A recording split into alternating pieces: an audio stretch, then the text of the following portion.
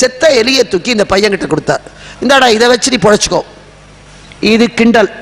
செத்த எலி சாப்பிட்றதுக்கும் ஆகாது, எதுக்கும் பிரயோஜனம் இல்லை, தூக்கி எறிஞ்சார்.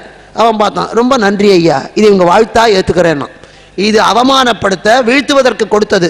ஆனால் அந்த பையன் என்ன பண்ணான், அந்த எலியை எடுத்துகிட்டு அந்த ஊருக்கு போனான். அந்த ஊரில் அன்றைக்கி சந்தை. பொறிக்கடலை வியாபாரி ஒருத்தன், அவன் ஒரு பூனை வளர்த்தான். ஏன்னா பொறிக்கடலில் எலி நிறையா வரும். ஒரு பூனை வளர்த்தான். பூனைக்கு எலி உணவு. இந்த பையன் நேரம் அவங்ககிட்ட போய், ஐயா நீங்கள் வளர்க்குற பூனைக்கு இந்த எலியை சாப்பாட்டுக்காக எடுத்துக்கோங்க, அதுக்கு பதிலாக எனக்கு கொஞ்சோண்டு ஒரு பட்டாணி கடலை கொடுங்க. அவனுக்கு ஒன்றும் பெரிய காரியம் இல்லை. இவ்வளோ பட்டாணி கடலையை அள்ளி கொடுத்தான். எலியை வாங்கி பூனைக்கு போட்டான். ஒரு வேளை பால் வைக்கிற வேலை மிச்சம். இவன் என்ன பண்ண, அந்த பட்டாணி கடலையை வாங்கிட்டு போய் அந்த சந்தையிலேயே ஒரு துண்டை விரித்து அதை கூறு கட்டி, ஏன்னா காசு கொடுத்து வாங்காத கடலை, ஒரு கால்படி கடலை கிடச்சிது, அதை வச்சான். வச்சு கூறு கட்டி ஒவ்வொரு கூறும் 4 அடான்னு வச்சான். அது ஒரு 5 கூறு 6 கூறு வந்தது 1,000 ரூபா கிடச்சிது. அந்த 1,000 ரூபாய் அவங்ககிட்டயே கொண்டு போய் கொடுத்தான். மறுபடியும் அந்த 1,000 ரூபாய்க்கு சந்தோஷப்பட்டு கொஞ்சம் சேர்த்தியே கடலை கொடுத்தான். அதையும் வச்சு கூறு கட்டினான்.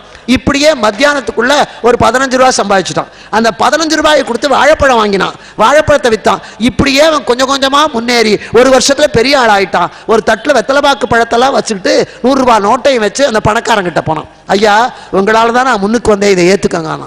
நீ யாருன்னே தெரியலையேப்பாங்க. ஒரு வருஷத்துக்கு முன்னால ஒரு செத்தேலியை கொடுத்து இதை வச்சு பொழைச்சிக்கோன்னு சொன்னீங்களே, அந்த செத்தேலியால தான் நான் பொழைச்சேன். செத்தேலியால பொழைச்சேன். ஆமா ஐயா, நீங்க கொடுத்தீங்க, நீங்க கொடுத்ததை நான் கெட்டியா பிடிச்சுக்கிட்டேன். எது கொடுத்தாலும் அதை வச்சு முன்னுக்கு வரணும் ஒரு வைராக்கியத்தோட, அதை வச்சு தான் நான் முன்னுக்கு வந்தேன். வீழ்த்த கொடுத்ததை வாழ்த்தக்கூடியதாக மாற்றினானே, அதுக்கு பேர் தான் வெற்றியோட முதல் படியே தவிர லட்சம் ரூபாயை கொடுத்தாலும் சூதாடி விட்டு வர்றவன் இல்லை.